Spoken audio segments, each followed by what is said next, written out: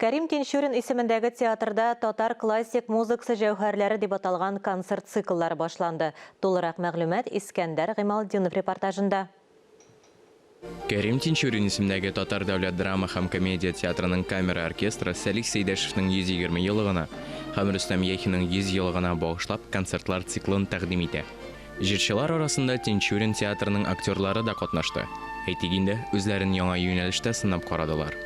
Бүген менә безнең театрыбызда мин әйтер идем, гадәти булмаган шундый бер зур матур концерт була. Менә шушындый көннәрдә төрле хәбәрләр ишетелеп торганда, менә шушындый безнең театрыбызда шундый матур, тере, зур Ильяс Камал җитәкчелегендәге зур оркестр белән, зур җырчылар белән катнашындагы концерт була. Анда мин дә катнашам.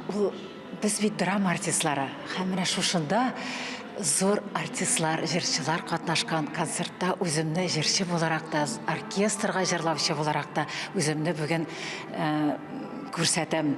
Әлеге концертларның иң мөһим тематик юнәлеше татар профессиональ музыкасына нигез салучыларның берсе Сәлих Сәйдәшевнең әсәрләрен кабат халыкка кайтару һәм популярлаштыру. Сәлих Сәйдәшевнең әсәрләреннән тыш классик һәм бүгенге көн композиторларның әсәрләре яңгырады. Без татар музыкасы җәүһәрләре дип исемләнгән яңа концерт циклын башлап җибәрәбез. Цикл дигәч инде ул берничә концерттан торачак. Һәм менә бүген инде башлап җибәреп, шушы юнәлешне дәвам итәргә исәп алып берсе программада татар классик композиторлары да, бүгенге көн заман композиторлары әсәрләре яңгырачак. Шулай итеп без яңа буын башкаручылар белән таныштырабыз. Инде безнең өлкән буын метр дип атыйбыз инде шундый башкаручылар безнең белән катнашырга үзләре дә теләк белдерде.